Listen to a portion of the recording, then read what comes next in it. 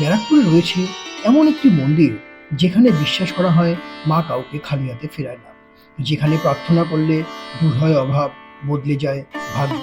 হ্যাঁ, আমি ব্যারাকপুরে অবস্থিত অলৌকিক রহস্যময় শিবশক্তি মা অন্নপূর্ণা মন্দিরের কথাই বলছি। আপনি যদি ভক্তি, ইতিহাস ও আধ্যাত্মিক স্থান ভালোবেসে থাকেন তাহলে ভিডিওটি শেষ পর্যন্ত দেখুন। এই ভিডিওতে আপনারা দেখতে পাবেন মন্দিরের ইতিহাস ও মাহাত্ম্য, কিভাবে এখানে আসবেন, কখন পুজো দেবেন, ভোগ প্রসাদের কুপন কখন গ্রহণ করবেন, ভোগ প্রসাদ কখন বিতরণ করা হয়, মাকে ভোগ কখন নিবেদন করা হয়, আশেপাশে ঘুরে দেখার মতো ঠিক কি কি আছে, সবকিছু আজ আমি আপনাদের সঙ্গে শেয়ার করতে চলেছি। বাই দ্য ওয়ে, আমি তারক চক্রবর্তী, আর আপনারা দেখছেন travel planner Tarak YouTube channel. তাহলে একটি লাইক, শেয়ার এবং সাবস্ক্রাইবের মাধ্যমে চলুন ভিডিওর মূল পর্বে প্রবেশ করা যাক। ব্যারাকপুর অন্নপূর্ণা মন্দির ভারতবর্ষের পশ্চিমবঙ্গ রাজ্যের উত্তর ২৪ পরগনা জেলার ব্যারাকপুরে অবস্থিত। এই মন্দিরটি পশ্চিমবঙ্গের এক প্রাচীন ও ভক্তিমূলক শক্তিপীঠ হিসাবে পরিচিত। মা অন্নপূর্ণা অন্ন সমৃদ্ধি ও কল্যাণের দেবী হিসাবে এই মন্দিরে বিশেষভাবে পূজিতা হয়। এই মন্দিরটি প্রতিষ্ঠা করেছিলেন ১৮৭৫ সালে দক্ষিণেশ্বরের মা ভবতারিণী মন্দিরের প্রতিষ্ঠাতা রানী রাসমণির কনিষ্ঠা কন্যা দেবী জগদম্বা। সে সময় ব্যারাকপুর ছিল ব্রিটিশ আমলের একটি গুরুত্বপূর্ণ প্রশাসনিক ও সামরিক কেন্দ্র। এই জায়গাটি একসময় ইস্ট ইন্ডিয়া কোম্পানির বাগান বাড়ি ছিল। পরে মথুরানাথ বিশ্বাস এই জায়গাটি তার ৪ পুত্রের নামে ক্রয় করেন। মথুরানাথ মারা যাবার পরে তার ৪ পুত্রের কাছ থেকে সেবায়িত রূপে দেবী জগদম্বা এই জমিটি দানপত্র হিসাবে নিয়ে সেখানে মন্দির নির্মাণ করেন। এই মন্দিরটি বঙ্গীয় স্থাপত্যশৈলীর নবরত্ন মন্দির ধারায় নির্মিত। এই মন্দিরকে চারনক মন্দিরও বলা হয়ে থাকে। বিশ্বাস করা হয় মা অন্নপূর্ণা কাউকে খালি হাতে ফেরান না, অন্ন ও অভাব দূর করার আশীর্বাদ দেন তিনি। তাই সংসারের কল্যাণ, খাদ্যাভাব নিবারণ ও আর্থিক স্থিতির প্রার্থনায় ভক্তরা এখানে নিয়মিত আসেন। চলুন তাহলে দেখে নেওয়া যাক আপনারা এখানে কিভাবে আসবেন। শিয়ালদা থেকে মেনল্যান্ডগামী যে কোনো লোকাল ট্রেন ধরে প্রথমে আপনারা চলে আসুন এই ব্যারাকপুর স্টেশনে। ব্যারাকপুর স্টেশনের বাইরেই অনেক অটো দাঁড়ানো থাকে। ওখান থেকে আপনারা ২ পা আগিয়ে মেন রোডের ওপর থেকে আপনারা অটো পেয়ে যাবেন গান্ধী মোড় যাওয়ার উদ্দেশ্যে। এখান থেকে আমি এখানে এই অটোতে উঠে গেছি। এখান থেকে আপনারা নেমে যাবেন গান্ধী মোড়ে। গান্ধী মোড় এখান থেকে ভাড়া হলো ১০ টাকা। ১০ টাকা দিয়ে আপনারা গান্ধী মোড় যাবেন। গান্ধী মোড় নামার পরে ওখান থেকে আবার আপনারা টোটো পেয়ে যাবেন ব্যারাকপুর অন্নপূর্ণা মন্দিরে যাওয়ার জন্য। আর যদি আপনারা অটোতে না যান বা টোটোতে না যান, আপনারা ওখান থেকে হেঁটেতেও চলে যেতে পারেন। ৫ থেকে ৬ মিনিট লাগবে। তো আমি চেষ্টা করবো হেঁটে যাওয়ার, এবং হেঁটে যেতে রাস্তাটা কতক্ষণ কভার করে সেটা আমি আপনাদের সঙ্গে শেয়ার করে দেবো। আপনারা সঙ্গে থাকবেন।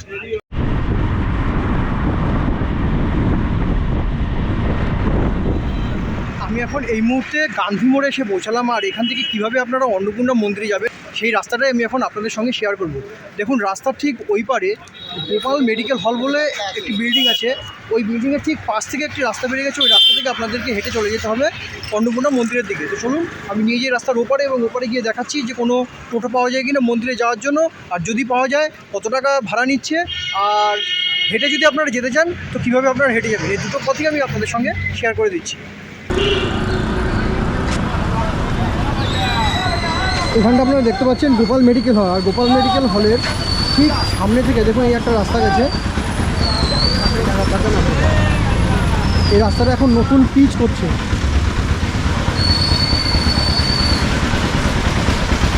তো ঠিক এই যে সামনেটা, এই সামনে অনেক টোটো দাঁড়ানো থাকে। এখান থেকে আপনারা যেতে পারবেন, যেহেতু এখন রাস্তায় কাজ হচ্ছে যার জন্য টোটো এখন এখানে পাওয়া যাচ্ছে না।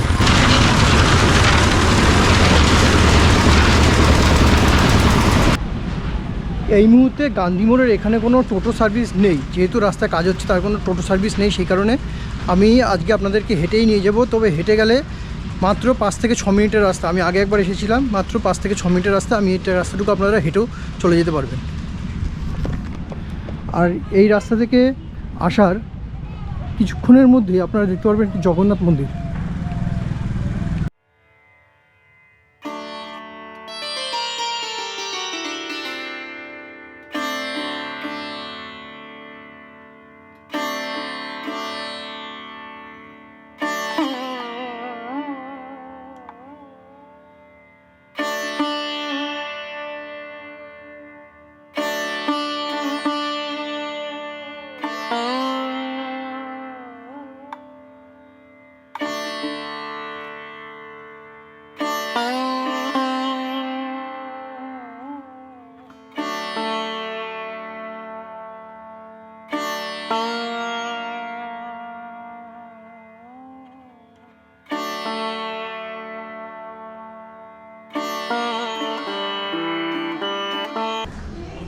এটা যে গরুদেব স্তম্ভ,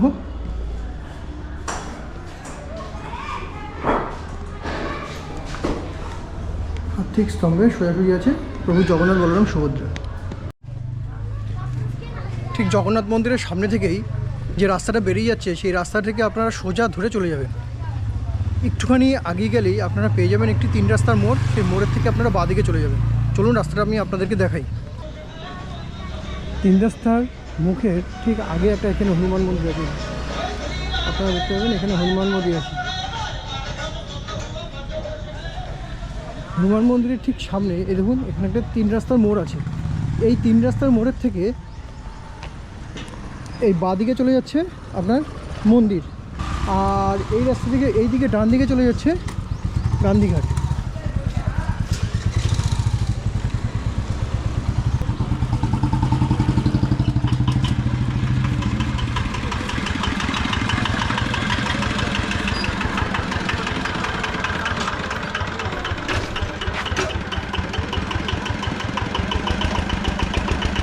আমরা অলরেডি অন্নপূর্ণা মন্দিরের সামনে পৌঁছে গেছি। দেখুন আমার স্ক্রিনে ফুটে উঠেছে অন্নপূর্ণা মন্দির। জাস্ট মিনিট 5 থেকে 6 মিনিট লাগলো, আমি অন্নপূর্ণা মন্দিরের সামনে এই মুহূর্তে দাঁড়িয়ে আছি। চলুন এখন আমি গেট থেকে ভেতরে প্রবেশ করব এবং পুরো অন্নপূর্ণা মন্দিরটা আমি আপনাদেরকে দেখাবো। আমি এখন দাঁড়িয়ে আছি মন্দিরে প্রবেশ করার একদম সিংহদ্বারের সামনে। মন্দিরে প্রবেশ করার আগে এখানে আপনারা জুতো রেখে তারপরে মন্দিরে প্রবেশ করবেন। এখানে জুতো রাখার মূল্য 5 টাকা। 5 টাকা করে এখানে জুতো রেখে আপনারা মন্দিরে প্রবেশ করতে পারবেন। মূল মন্দিরটি দক্ষিণেশ্বর মন্দিরের আদলে নির্মিত বলে এটি দ্বিতীয় দক্ষিণেশ্বর মন্দির নামেও পরিচিত। আমি এখন দাঁড়িয়ে আছি শিবশক্তি মা অন্নপূর্ণা দেবীর মন্দিরে। এই মন্দিরটি অবস্থিত ব্যারাকপুরে।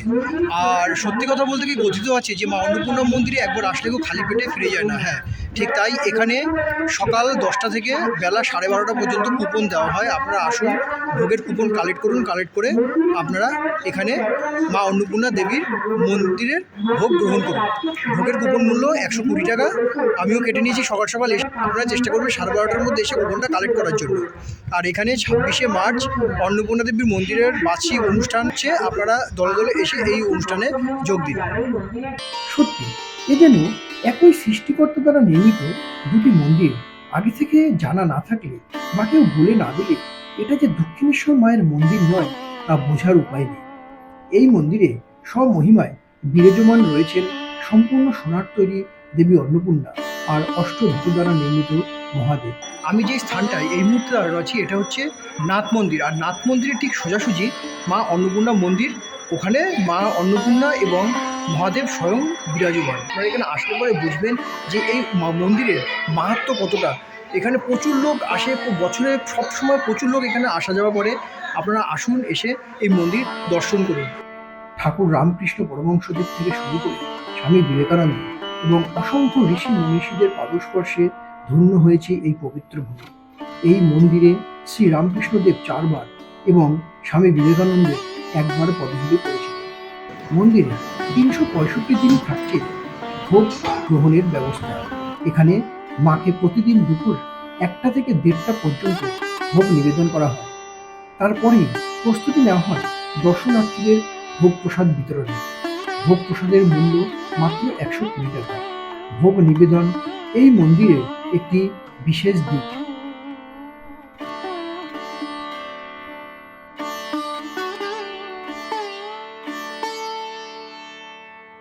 মা অন্নপূর্ণার ভোগ প্রসাদ গ্রহণ করতে হলে আপনাদেরকে অবশ্যই এই অন্নপূর্ণা মন্দিরে আসতে হবে। আর এই অন্নপূর্ণার মন্দির কোথায় কীভাবে আসবেন সম্পূর্ণ ভিডিও আমি আপনাদেরকে দেখিয়েছি। তো আপনারা চলে আসুন এই অন্নপূর্ণা মন্দিরে এবং এসে মায়ের ভোগ প্রসাদ গ্রহণ করুন।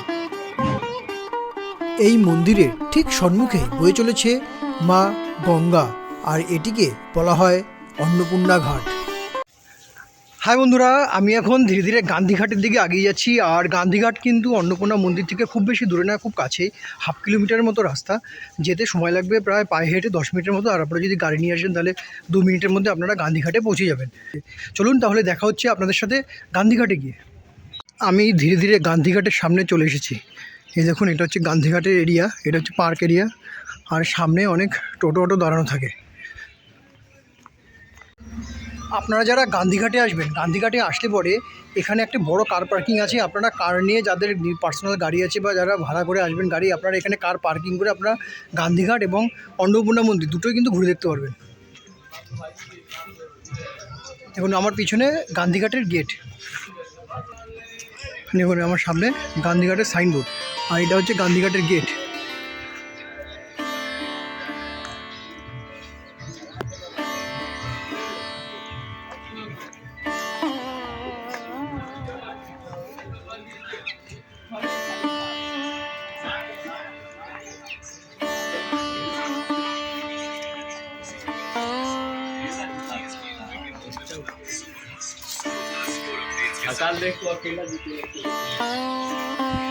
কিন্তু গান্ধীঘাটের দুধারে দুটো পার্ক আছে, দেখুন কত সুন্দর গার্ডেন দুটো করেছে, সুন্দর গার্ডেন করেছে।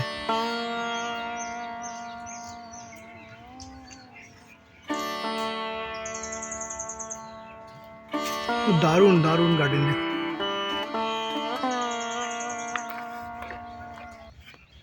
এটাকে বলা হয় গান্ধীঘাট। এই গান্ধীঘাটে আমি এখন আপনাদেরকে ভেতরে নিয়ে যাব এবং দেখাবো গান্ধীঘাটটা ঠিক কীরকম দেখতে। আর এই গান্ধীঘাটটা কিন্তু সিপাহী বিদ্রোহের সঙ্গে যুক্ত ছিল। আমরা জানি, ইতিহাসে পড়েছি সিপাহী বিদ্রোহ।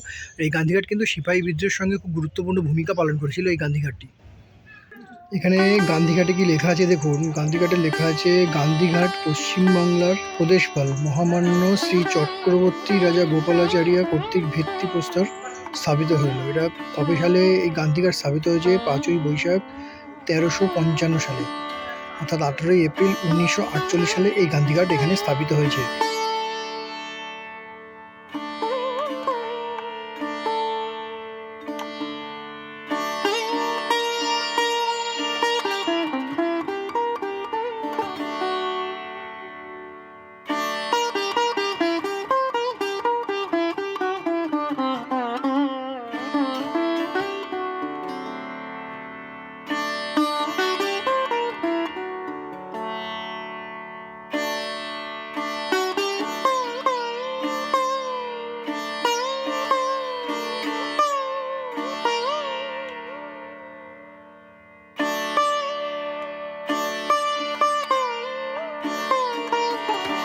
এখানে আপনারা কিছুটা সময় কাটাতে পারেন।